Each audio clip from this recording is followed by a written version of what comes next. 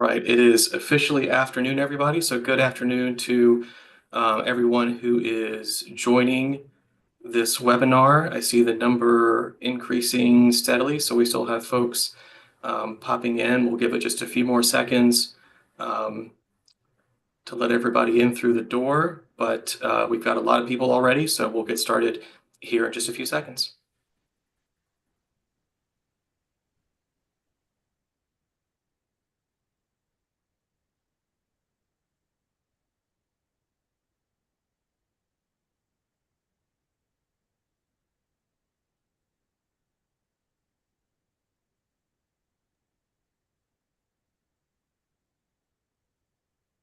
Right, we are 54 at 10:55. That's great.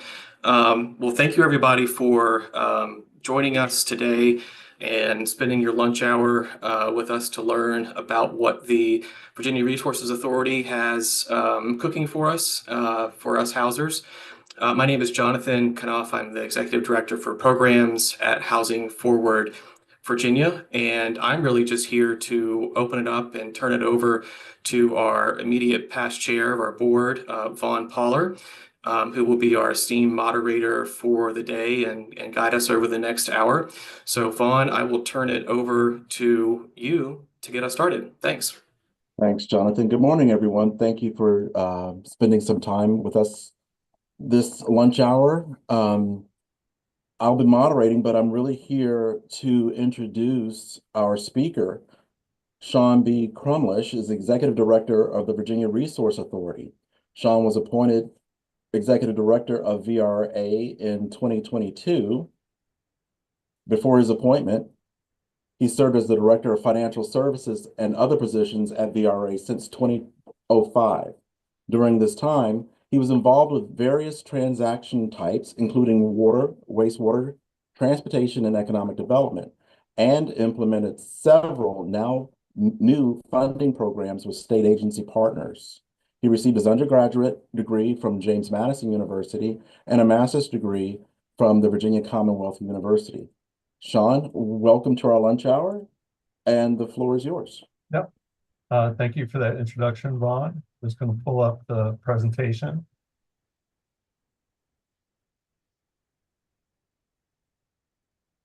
And just to let everybody know, if you've got questions, we're going to do a Q&A at the end, and also Shawn's slides will be made available to everyone who's listed as an attendee after the presentation. And Vaughn, just the reality check. Can you see the presentation on the screen? Let's see. Let me go to Flora for that because the way my rig is set up. Yep, we can see your presentation. You're good. Great. Again, I would like to thank Housing Forward for hosting me today so that we can talk about housing, which is a new authorized project area for VRA. Now, VRA is celebrating its 40th year. We're happy about that. And we originally started out as water and sewer people, and over time, our authorized project areas have expanded, and in 2023, housing was added. So the core of what we do is provide infrastructure financing to local governments, and these projects all enhance the quality of life in the Commonwealth.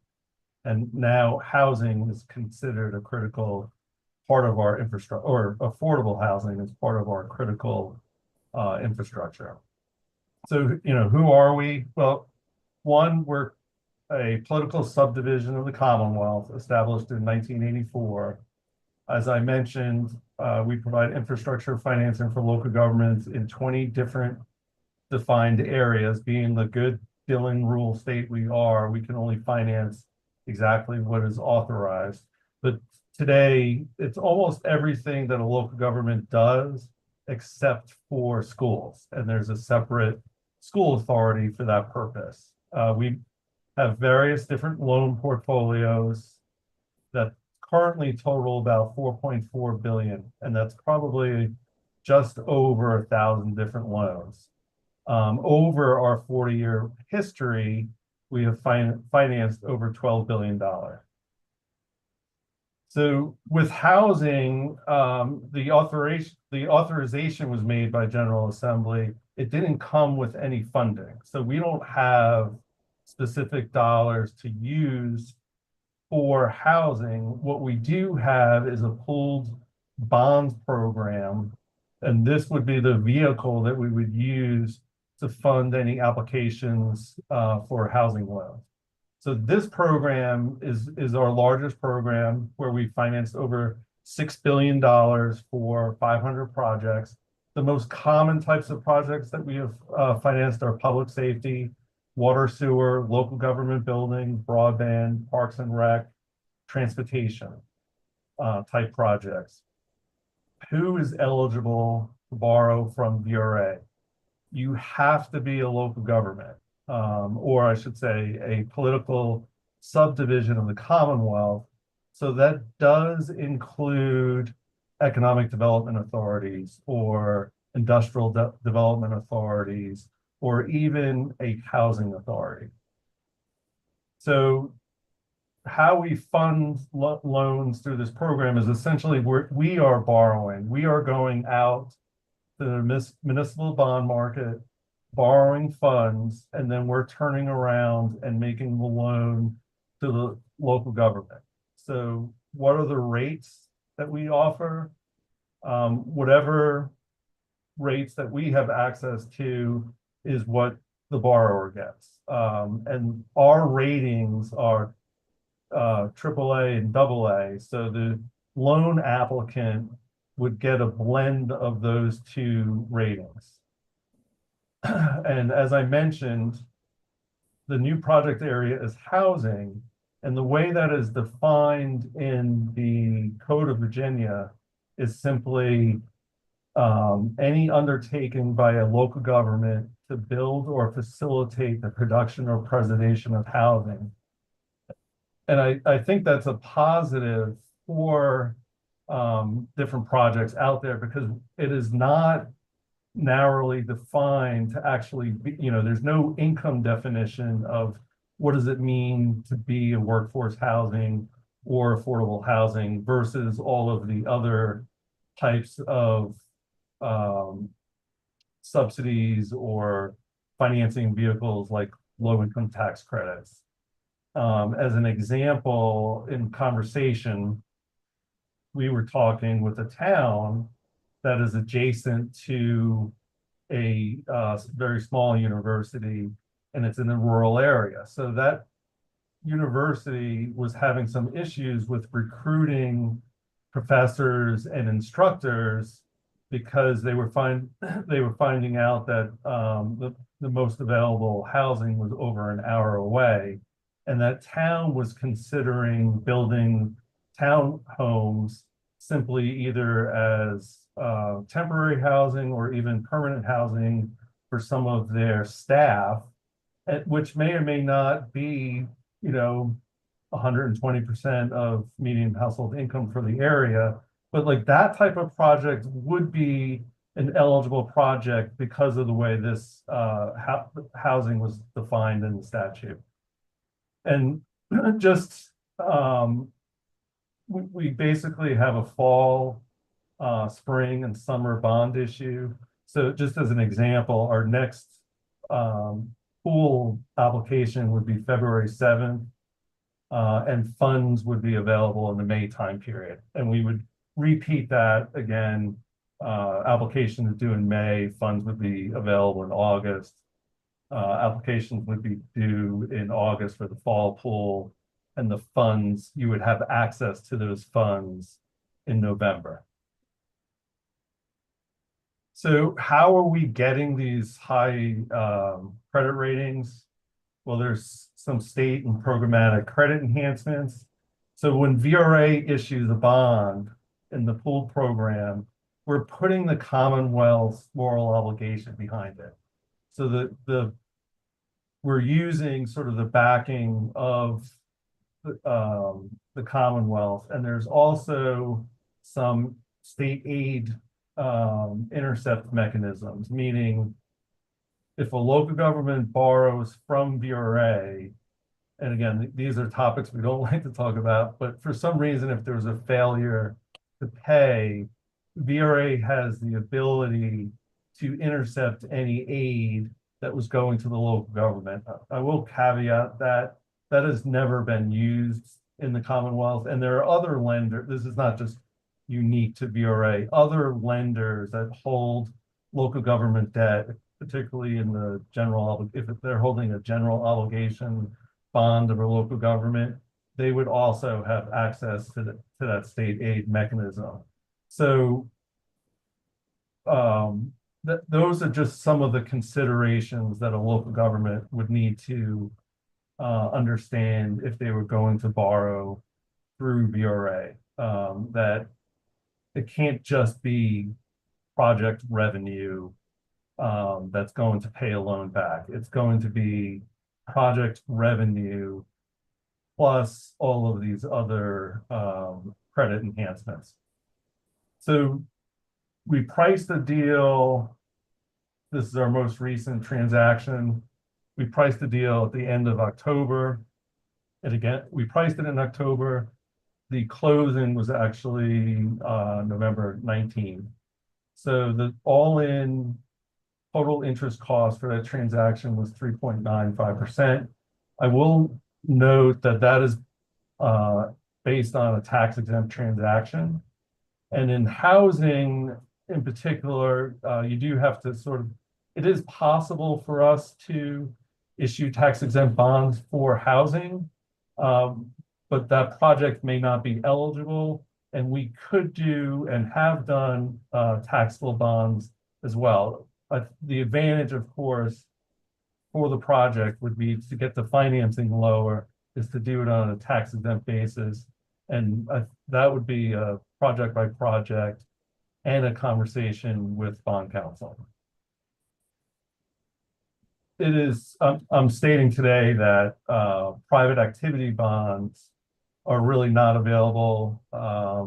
Virginia Housing uses allocations, and there has not been a surplus in several years for private activity bonds, and VRA does not anticipate getting any type of allocation of those.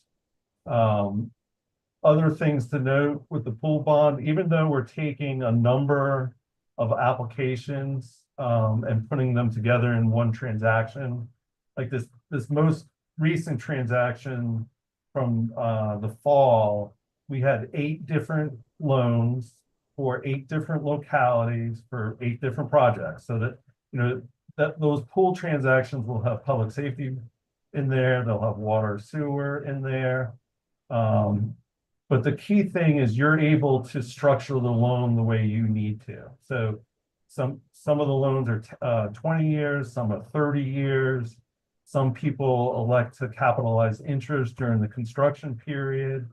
It is also possible to have a ramped up debt service.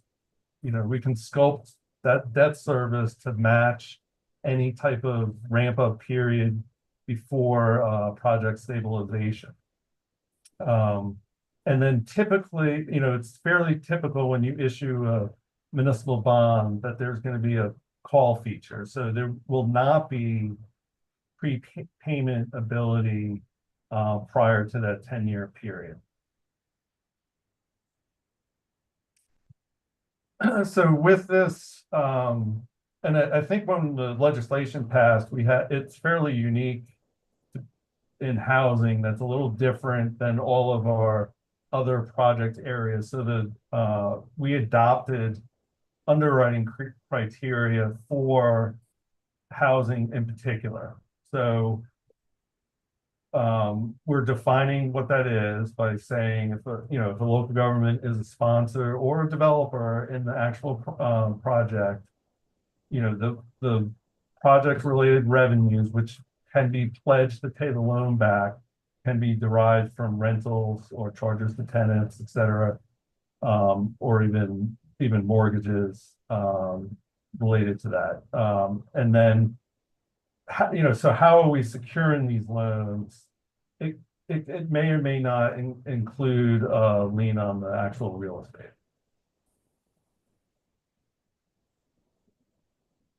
So we already discussed who's eligible.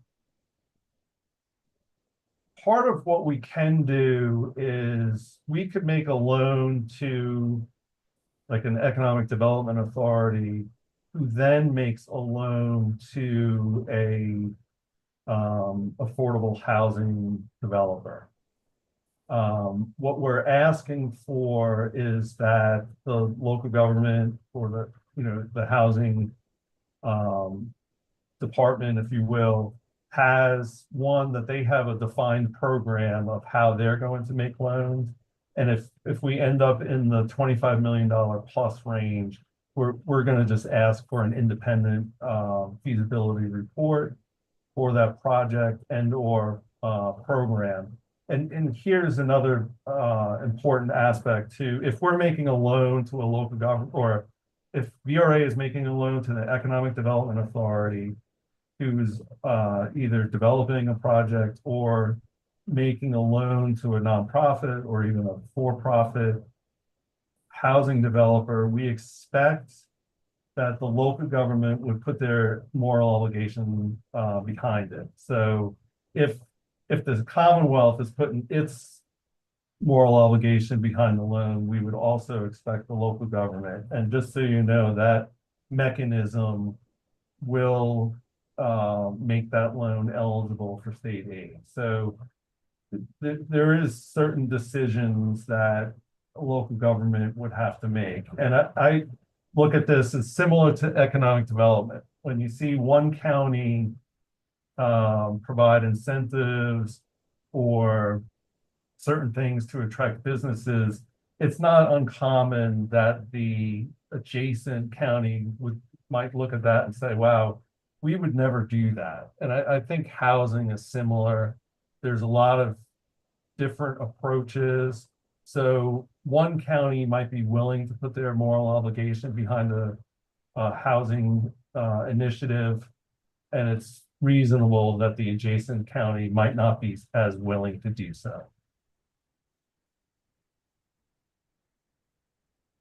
So we have that housing criteria, but we also have other underwriting criteria. The local government can issue a general obligation bond, or there's other, maybe it's not a general obligation, but it's a tax supported initiative. So we have all of those types of criteria, which may be, depending on the project, be applied to the loan underwriting as opposed to the affordable and workforce housing criteria that we adopted. And I think what I'm trying to say there is we're really open to having a conversation about any type of delivery model or housing model. And this is new to us. Right now, we only have one application pending for a loan that we anticipate closing early 2025. But we've had a number of conversations which have included a county purchasing raw land and then giving it to a developer. And in that case, we would look at the county's general fund's ability to pay the loan back. That would be a reasonable approach. We've also talked to a couple localities where we make the loan to them and then they make the loan to a developer. There's been a few cases where the locality is really participating in the project itself from an equity and loan standpoint. And again, this is all, we're talking about risk to a certain extent. So VRA is not taking the burden on for risk. What we're providing is really low interest rate and making that available. The other conversations we've had revolved around some housing trusts where there's existing seasoned loans and maybe leveraging that existing revenue stream to provide new capital for new projects. And that is just what I wanted to say today as an introduction. Again, I think most of the projects that we've had conversations with have been pretty unique. You know, VRA is not sort of presenting, here's the affordable housing solution. I wish I had that answer, but this is a tool for local governments that, as they look to address affordable housing and workforce housing, that is available to them. So if they choose to borrow money for this and they're willing to put their backing behind it, VRA becomes a cost-effective means to do that. So, Vaughn, any questions? Well, there have been a number of questions, most of them on my iPad, but there have actually people have been asking some questions. One that comes up, and I think people just want to hear it again. The question is, are PDCs, planning district commissions, are they eligible for to receive a loan? Yep, the answer there is yes. As a matter of fact, the first application we have is with the Planning District Commission that the Housing Authority, the Virginia Housing Authority made grants available last year, and I think there's another round this year. So we're complementing a grant to a PDC. There's a question coming in asking, did you say that one housing project is in the process of being funded by VRA? Yes. So again, it's a fairly unique one with the PDC actually developing, I think it's 10 units. It's a fairly small project, but the PDC is actually developing 10 units, and they will essentially be operating and service the landlord going forward. So can you talk about the types of affordable housing preservation projects that you might fund? Yeah, I mean, we're here to support local government. So if it's important to local government that they're, and I think different parts of the Commonwealth would have different needs, and I think and have different approaches. So the conversation would be like, okay, what do you want to do? How can we support you from a financial perspective? And I think it might be, we might want to emphasize to our audience that what we're talking about here are loans. All of the funding that you have must be repaid. You're not providing grant funds. Is that correct? Correct. Yeah, I mean, our funding source is, I mean, VRA is going out on the municipal bond market. That's how we get the capital. It's, it's low interest rates, and then we can pass that along to a local government. Are community land trusts eligible? So community land trusts would not be eligible. You have to be a political subdivision of the Commonwealth.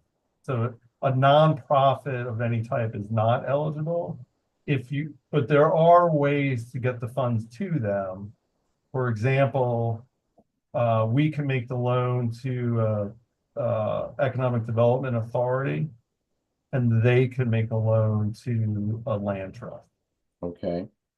So for your funding, do you have established area median income restrictions in the funds that an entity would apply for? Yep. So that's, again, I'm new to the housing world, but it's my understanding that is an advantage of this. VRA does not have any AMI requirements or definitions. So it's fairly broad when we say housing. Okay. Okay. So is there a preferred minimum amount for VRA to consider a loan? Yep, that's a good question. So in the Virginia pooled financing program that we believe would be the vehicle to be able to fund a project, the minimum there is probably 1 to 2 million. And we have funded loans up to 100 million in that program. But once you get below 1 million, you start the costs of the issuance of a bond transaction sort of take away all of the advantage. If there is a project, and again, we want to be able to support, any type of project. If you do have a loan under 1 million, we can handle that as a one-off. We one-off, similar terms to the pool program. We just wouldn't issue a bond to fund it. Okay. Do you have a minimum bond rating for an entity that's seeking a loan? Yep. So we do, once we receive a loan application, there's an underwriting process. So we're evaluating the repayment stream that's coming in. But here, and I just want to emphasize this, the local government or the county, city, or town needs to back that loan. So we are looking at the ability of the local government to backstop that loan if the project revenue was insufficient to pay debt service. We do not require a rating for the local government. So we make, and we make loans all the time to local governments that do not have a rating. But if you do have a rating, I'm just going to use James City County as an example, where they're highly rated, we can actually do some, it offers them a little bit more flexibility on how we structure that loan. Okay, excellent. So this one's sort of a twofer. Troy Garrett is asking can these funds be commingled with other funding streams? So if you've got some federal dollars, you've got this loan, maybe you've got some CDBG in there. Do you all have any restrictions on mixing your funds with other funding streams? No, there's no restrictions, and there's also, and this would be the equivalent of going to a bank and getting funding. So VRA is not introducing any additional procurement requirements or domestic, anything else. So we would be a good complement to CDBG or any other type of funding. Excellent. Do you have any restrictions on the use of funds for, say, new construction versus rehabilitation? We do not have any restrictions. I think the biggest thing for us is if we make a tax exempt, if we make a loan as a tax exempt loan, the only requirement would be not to do anything that would jeopardize the tax status. Okay. Would that also include acquisition? I think you mentioned that that you've looked at a project like that. Yeah, so if it could be just land acquisition, it could be land acquisition and new development or rehab. There's no restriction. Who underwrites your loans? So all of our loans are underwritten in-house. Okay. We have, and just from a perspective, like Virginia Housing, I think has a couple hundred people. Virginia Resources Authority, we have 15 people. So we do have 5 staff members that are dedicated to underwriting new loans. Okay. Good to know. So I guess go ahead. Yeah, and I mentioned Virginia. I mean, this is not, Virginia Housing has a long history and a lot of working knowledge. We are talking with them, and we will have, once we have a housing loan application, it's more than likely that we're talking with them with the greater expertise. So they may participate or give you some guidance with regard to underwriting. Exactly. Excellent.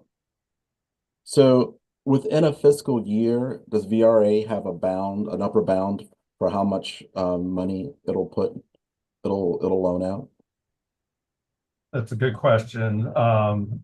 So as I mentioned, we use the Commonwealth's moral obligation when we borrow money. So that allows us to get the low interest rate. That we are limited in the amount of dollars that we can have outstanding with the moral obligation behind it. So today, we have $900 million in bonds outstanding that are backed by the Commonwealth. Our capacity cap is 1.5 billion. And when we issue bonds, only 30% is issued with the Commonwealth backing. So when I say we have 600 million in capacity, that really means 2 billion. So Okay. There is a cap, but we don't foresee reaching that limit anytime soon. So you were able to loan 30% of the total Yeah, so it's of the bonding just capacity how of we the structure. Commonwealth. It's just how we structure our bond deals. Like if we're issuing $100 million in bonds, only 30% is carrying the Commonwealth's moral obligation. So So there's a whole when we issue bonds, there's a whole structure there for that gets the bond investors comfortable, that allows us to achieve the AAA and the AA rates. okay. So Chris Thompson with Virginia Housing would like for everyone to know that through Virginia Housing, we are also very interested in how we can support this new opportunity and happy to talk to interested project partners like me to figure out how we can all work together. Thank you, Chris. Yeah. Earl Reynolds would also like to know if the local government does not have a bond rating, is there a certain determining factor used to determine that the project is loan worthy? Yeah, so we would be evaluating, if it's project and the first source of repayment is a revenue stream, we're going to look for debt service coverage. We're going to look for asset to debt ratios. And again, we're going to be looking at the local government and applying our tax supported underwriting guidelines to that locality. Like if something didn't go according to plan, what's the ability for the local government to absorb that if it occurs? So you talked about evaluating the local government based on its general fund, what did you say, obligations. Can you talk a little bit more about that? What are you looking for vis-a-vis the localities or the entity's general fund obligations? Yeah, so typically when we're looking at a local government, we're looking at debt service to revenues, current tax rates, the tax base, and their ability to generate new revenue. It would be all typical that goes into a bond rating. Okay. Let's see. We've got some more time here. Does anyone else have any other questions? Feel free to type them in the Q&A in the chat box and we'll pick them up here. Let's see if I have any more on my list. Vaughn, there's a question from Sharon that I don't think has been answered yet. Oh, Sharon Shaw. Hey, Sharon. In a mixed-use project, would only the residential portion be eligible?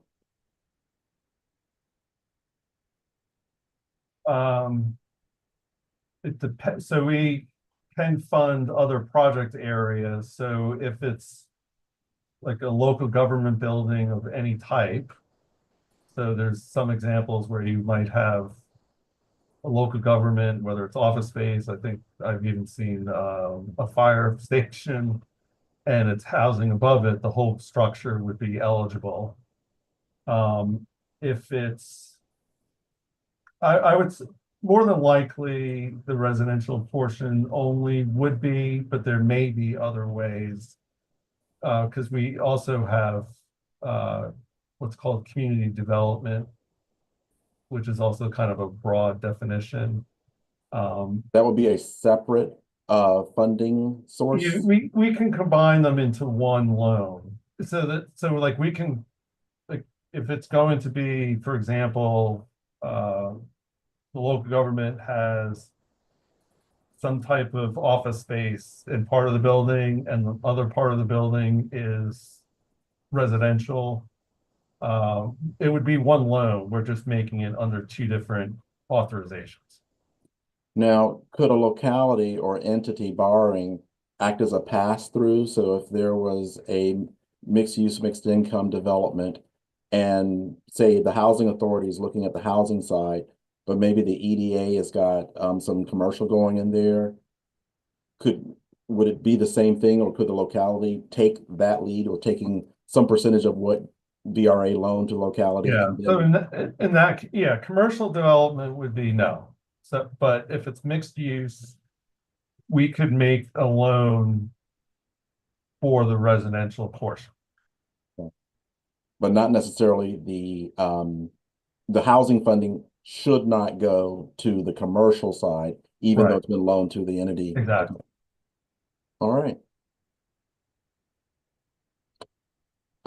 So Troy Garrett is asking, do you have any information pages, so something on your website that you could hand out so that people could go and learn more? So on our website, on the homepage, there's a transparency. And what is that website again? VirginiaResources.gov. So VirginiaResources.gov. If you go to transparency, there's the underwriting criteria, and we have affordable and workforce housing. And then that would also have tax supported debt underwriting criteria as well. We've placed the link to the website in the chat. If everybody wants to look there. So Tina Neal's asking, what type of continuing disclosure would be required for the housing project? Yes, so we would not have any housing specific continuing disclosure related to the project, but we would have requirements for annual financial audits to be submitted. Well, I shouldn't say we don't have anything really. So if it's a revenue pledge first and foremost, we're going to want to have annual detail on, we would probably ask for a budget at the beginning of the year. We're going to ask for financial statements at the end of the year, and there may be a report just to discuss the revenue. And then the local government would also have to submit its audit. Okay. When will you be accepting applications? So we can take an application at any time. There are certain deadlines for the Virginia Pooled Financing Program. So the next round or the next issue is due February 7th. And then our summer pool would be due the first Friday in May. And then our summer pool or our fall pool would be the first Friday in August.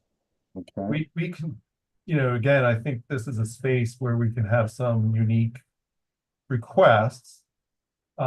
Certainly would want to have conversations ahead of time, and we can start underwriting an application at any time. Are these dates on your website? Yes. Okay, excellent. There's a question, can more than one subset of a local government, such as a PDC or a housing authority, receive a loan in the same year for different projects? So yeah, in general, we do not have a limitation on how much funding a local government, whoever they may be, can access VRA. Okay, good to know. Tiffany Reunion says, is the application for the Virginia Pooled Finance Program application what we should use to apply for these funds? Yes, and the application is on the website. Good to know. So we're at 12:40, a little bit more time to spend. Yeah, thank you, Vaughn, and thank you, Shawn. Yeah, we'll try to wrap up in the next few minutes, but I think I just saw one question come in. But I just wanted to ask a broader one to Shawn. As you were learning about housing and affordable housing finance and those other products that we have that we've been using for years for these types of projects, we're also trying to learn and have learned a lot today about the role that VRA plays and other types of projects you do. Very broadly speaking, do you expect any of the other uses for that program to increase in demand over the next 5 or 10 years or so that may compete with increased demand, hopefully, for loans for affordable housing projects that will come piling into you in the wake of this webinar? Do you expect there to be lots of demand that may outpace the supply that you're able to satisfy because of other trends in local government infrastructure needs? Yeah, thanks for that question. We consider this to be a non-competitive loan program. Grants is a different story. So these are local governments that are choosing to borrow. We have plenty of capacity. We don't consider it a competitive process. And what we are experiencing right now is there's enough loans rolling off and then with the new applications. So we've been in a fairly steady state. And we actually saw a little bit of a volume drop with all the local governments trying to spend ARPA money. And then, of course, interest rates increased. So our program is susceptible to the market. So when interest rates went up, local governments had to sit back and make different decisions. Plus, they had a lot of federal dollars rolling through. So if you said, are we going to run out of capacity? I don't see that in this particular program. Now, there are other like water regulations that are changing, which is going to cause a lot of demand for VRA. We have other programs to address those type of specific changes in particularly the water space. Is that coming from a different pot of money? Yeah, so we receive federal dollars for that. Okay. Will the priority for your loans be focused on new construction, acquisition, rehabs, or multifamily? Yeah, so again, we're not putting out any type of criteria, and we're not, because it's not competitive, we're not putting out there that one type of housing project is better than the other. It's really local government. We're here and we're supporting the local government initiative. And what's important at the moment for one local government may not be in another part of the state. So it's all decisions made by those communities. Okay. Will you have your rates listed on your website when the application period's open? Yep. So that's a good question. So we don't know what the rate will be until we issue bonds. So now certainly if you contact us, we can give you an indication of where we think the bonds will price, or we'll give you an indication of where bonds price right now. And generally what we do is once we receive a loan application, we will provide updates to where the market is 2 times before we actually issue bonds. So, and once you submit an application, there's no obligation to close.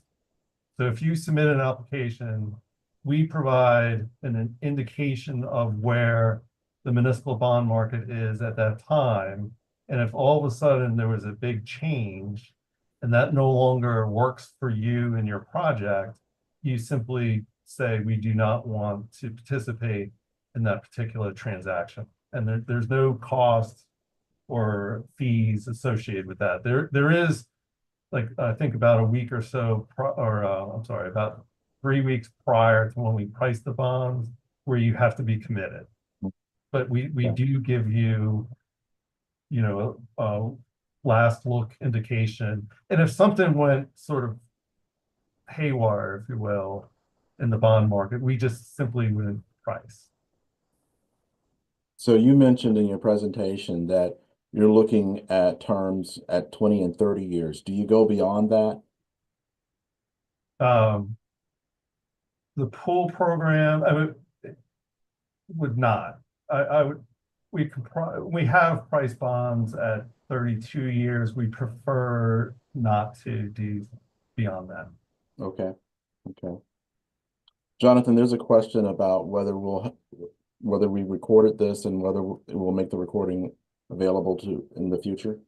Yes and yes. So this is being streamed on YouTube also, so it'll live on our YouTube page. Just search for Housing Forward Virginia, and we will also follow up with an email that'll go out to all the attendees and probably everybody on our email list with Shawn's slides and a link to the recording and other links and things that have been shared so far today. And if anybody thinks of things that they want to make sure we share, just shoot one of us on staff an email or submit something, our form on our website, and we'll make sure it goes out. So I think with that, we will wrap up and just really want to share my appreciation for you, Shawn, and the work that VRA is doing to support affordable housing in the Commonwealth now. I think this is very exciting and very encouraging to see. So we're very, very grateful that you're all in on this and want to see these types of projects happen. And Vaughn, thank you for being our tireless moderator for navigating everybody's questions. I think we had a great discussion. So any last words that Vaughn or Shawn, you all would like to share before we hang up today? Yeah, just want to thank Housing Forward for having me today. Thank you very much. Shawn, I appreciate your sharing VRA's capacity, and I think a lot of people are very excited about this new tool, this new arrow in our quiver. We all know that housing's a top of mind, and I think this is really going to help us provide more housing in the Commonwealth. So really looking forward to this. Thank you. Great. Well, again, thank you both. And thank you, everybody who attended today and spending your lunch hour with us. We know your time is valuable, so it means a lot to us. And hope you come away with maybe some homework to do and some applications to start filling out. So thanks, everybody. Enjoy the rest of your day and look for